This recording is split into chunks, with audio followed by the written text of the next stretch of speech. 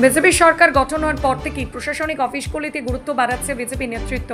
মঙ্গলবার বাঘমুন্ডি ব্লক বিজেপির উদ্যোগে বাঘমুন্ডি ব্লক অফিস ও পঞ্চায়েত সমিতির অফিসে সৌজন্যে সাক্ষাৎ করেন বিজেপির প্রতিনিধিরা। এদিন ভিডিও পঞ্চায়েত সমিতির সভাপতির হাতে প্রধানমন্ত্রী নরেন্দ্র মোদী এবং রাজ্যের মুখ্যমন্ত্রী শুভেন্দু অধিকারীর ছবি তুলে দেওয়া হয়। তৃণমূল পরিচালিত পঞ্চায়েত সমিতির সভাপতি মল্লিকা চক্রবর্তীর উপস্থিতিতে অফিসে ওই ছবি টাঙানো হয়। পাশাপাশি প্রশাসনিক কাজকর্ম নিয়ে আলোচনা ও সৌজন্যে বিনিময় করেন বিজেপি নেতৃত্ব। উপস্থিত ছিলেন পুরুলিয়া জেলা পরিষদের সদস্য তথা ব্লক বিজেপির convenor Rakesh Mahato, block co convenor Bijay Mohan Singh, মন্ডল স্যার সভাপতি অরুণ চন্দ্র বাজি সহ গ্রাম পঞ্চায়েত ও পঞ্চায়েত সমিতির বিজেপির সদস্যগণ। ঘটনাকে কেন্দ্র করে এলাকায় রাজনৈতিক মহলে শুরু হয়েছে নতুন জল্পনা। দেখুন, এখানে শুধু বিজেপি কর্মীই নয়, আমাদের যারা দলীয় প্রতীকে জয়ী পঞ্চায়েত সমিতি, গ্রাম পঞ্চায়েত সদস্যা, প্রধান এবং আমি নিজে জেলা পরিষদ সদস্য হিসাবে, জনপ্রতিনিধি হিসাবে আমাদের দলীয় নেতৃত্বকে সাথে নিয়ে আজকে বাঘমুন্ডি ব্লকের সমষ্টি উন্নয়ন আধিকারিকের সাথে একটা সৌজন্যতা সাক্ষাৎকার আমরা করেছি, যাতে আগামী দিনে বিভিন্ন জনমানুষের যে ডেভেলপমেন্টের কাজ আছে সেটা আরও দ্রুত গতিতে যাতে হয় এবং আমাদের সম্মানীয় মুখ্যমন্ত্রী শুভেন্দু অধিকারী মহাশয় যিনি ঘোষণা করেছেন যে আগামী দিনে যতগুলো প্রকল্প পুরনো দিনে ছিল সেগুলা বহাল থাকবে, সেগুলো যদি তাড়াতাড়ি এখানে হয়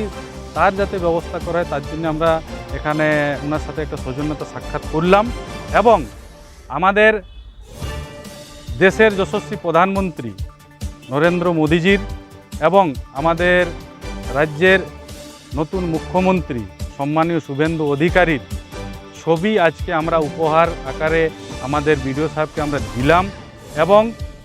সেই ছবি আমাদের পঞ্চায়েত সমিতির সভাপতিকেও আমরা উপহার আকারে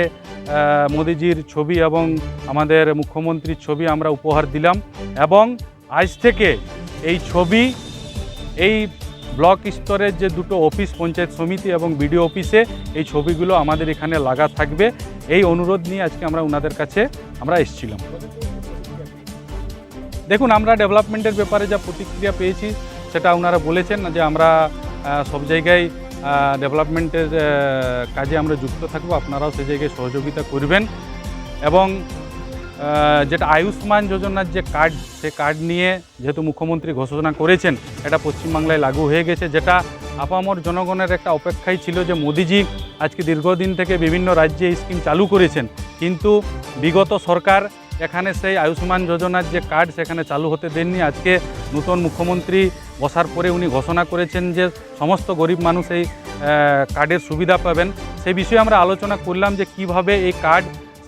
বা এই সুবিধা মানুষ পেতে পারে। তো উনি বললেন এখনও গভর্নমেন্ট জিও আসেনি, আগামী কিছুদিনের মধ্যে আসলে আমি সেটাকে সার্বজনীন করব এবং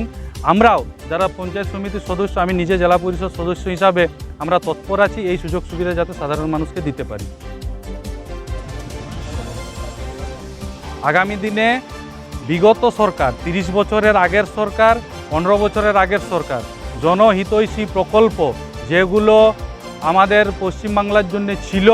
আমাদের নতুন মুখ্যমন্ত্রী সম্মানীয় শুভেন্দু অধিকারী ঘোষণা করেছেন সমস্ত স্কিম এখানে সাধারণ মানুষের জন্য বহাল থাকবে এবং